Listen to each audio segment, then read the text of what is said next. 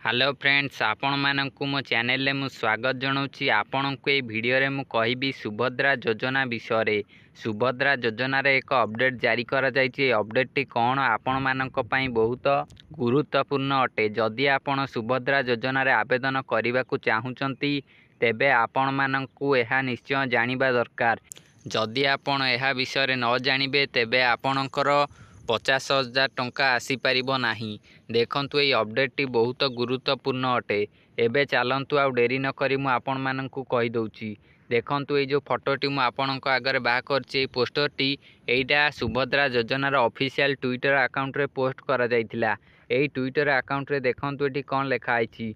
जदि आपणकर एकक धारक आधार सक्षम एवं डीबीटी सक्षम बैंक अकाउंट नाही तेबे आपण व्यस्त हुअंतु नहीं। प्रत्येक पदक्षेप रे आपणकु सहाय्य कराजिबो। जदि आपणकर आधार सक्षम बैंक अकाउंट नहीं किंबा आपणकर बैंक अकाउंट रे डीबीटी टी एक्टिव नहीं, डीबीटी टी अक्षम रहिछि सक्षम नहीं, तेबे आपण माने व्यस्त हुअंतुनी। आपण मानक पई एठी चारोटी ऑप्शन देछि। जहा द्वारा आपण एई सुभद्रा योजना रे 50,000 टंकार लाभ नै परिबे। कौन ये चारोटी ऑप्शन एबे मु आपण मानकु कहूची। जदि आपणकर आधार रे बैंक अकाउंट लिंक होइनी ओ जदि आपणकर आधार लिंक अछि किंतु आपणकर डीबीटी टी एक्टिव नहीं, डीबीटी एक्टिव न रहिले आपणकु टंका मिलिबनी। जे कोनोसी सरकारी योजनार टंका मिलुची से सबु डीबीटी द्वारा मिलुची, माने डायरेक्ट बेनिफिट ट्रांसफर।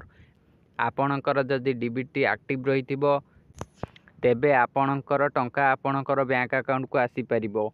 एबे देखंतु ये चारोटी ऑप्शन कौन। प्रथमे लिखिछि एकक धारक बैंक अकाउंट खोलंतु, तापर लिखिछि बैंक अकाउंट डीबीटी सक्षम करंतु, तापर लिखिछि बैंक अकाउंट आधार सक्षम करंतु, तापर लिखिछि ई-केवाईसी प्रक्रिया संपूर्ण करंतु। जदि आपण चाहिबे तेबे आपण एक नूतन अकाउंट खोली परिबे। जदि आपणकर डीबीटी टी अक्षम रहिछि एक्टिव नहीं, इनएक्टिव अछि, तेबे आपण एहा बैंक जाई एक्टिव करि नेबे। जदि आपणकर आधार टी लिंक नहीं तेबे आपण बैंक जाई आधार लिंक करिवे। जदि आपणकर बैंक अकाउंट खाता रे ई-केवाईसी होबार अछि तेबे आपण केवाईसी को मध्य कंप्लीट करि देबे।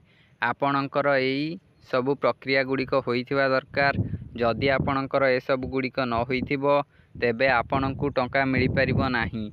आपणकर एथि मध्यरु जे कोनोसी प्रॉब्लम रहिछि से प्रॉब्लम टी को बाछंतु ओ से प्रॉब्लम रो समाधान करंतु, जहा फल रे आपणकर एई सुभद्रा योजना अधीन रे 50,000 टंका आसी परिबो।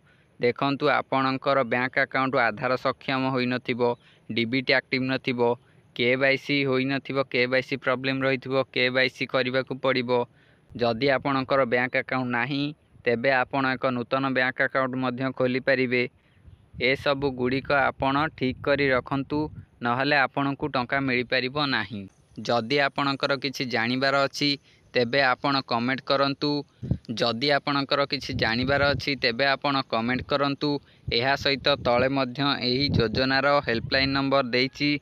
आपण एही हेल्पलाइन नंबर रे कॉल करी सहायता नै परिबे। हेल्पलाइन नंबर टी होछि 146780। एही नंबर को आपण कॉल कले आपणकर जहा भी किछि पचारिबार अछि आपण ताहा पचारि परिबे।